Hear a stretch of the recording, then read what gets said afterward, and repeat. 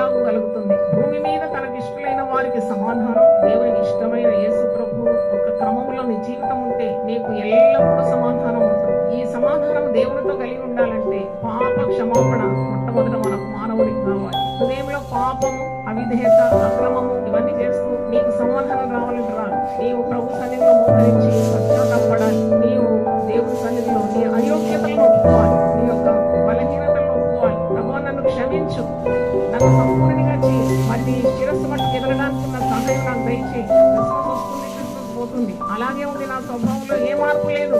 ఎన్నో కోరికలు మరి నేను హాజరవుతున్నాను, కానీ నా గుండెలో మార్పు లేదు. కాబట్టి పాప క్షమాపణ మనం ఎప్పుడైతే